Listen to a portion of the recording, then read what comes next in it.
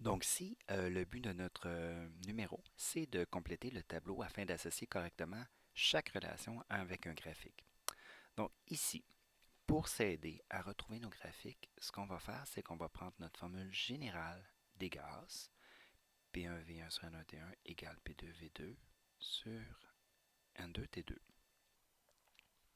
Et là, ce qu'on va regarder, c'est nos variables, volume, température. Si on regarde dans notre formule, le volume et la température, ils sont divisés. Si les variables sont divisées, ça implique que cette formule-là a été faite à partir d'un taux de variation. Un taux de variation implique que c'est une relation linéaire, une droite, et maintenant, notre température ici, elle est en Celsius. Et on sait que des Celsius, c'est possible d'aller dans la partie négative. Donc, on cherche un graphique qui est une fonction linéaire, mais dont la partie du graphique peut aller dans les négatifs. Donc, ce serait notre graphique D.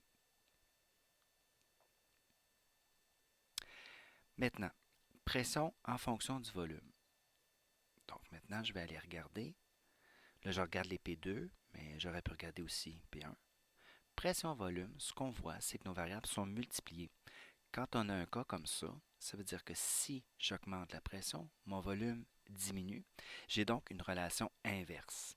Je cherche donc un graphique dont je vais avoir une relation inverse, mais la pression et le volume ne peuvent pas être négatifs. Donc, ma pression en fonction du volume ou le volume en fonction de la pression, ça sera le graphique A parce que c'est une relation inverse.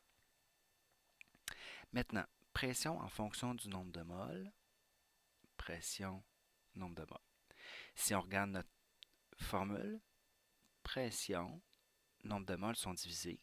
La pression ne peut pas être négative, le nombre de moles non plus, ce qui fait que je vais avoir une relation directe, mais cette fois-ci, je vais passer par l'origine, puisque je ne peux pas aller dans les parties négatives, donc comme le graphique C. Ensuite, volume en fonction du nombre de moles. V et N sont divisés dans ma formule. J'ai une droite, volume et nombre de moles ne peuvent pas être négatifs. C'est toujours le graphique C. Et finalement, pression en fonction de la température absolue. Absolue fait référence à positive, donc ce sont mes températures en Kelvin. Donc pression-température, c'est encore une division.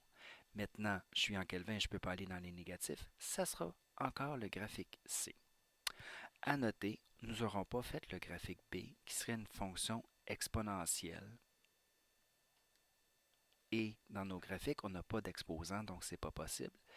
Et le graphique F, c'est une relation linéaire, mais on descend. Et le graphique E, ça aurait pu être possible. Ça nous aurait pris N et T, mais T aurait dû être en degrés Celsius.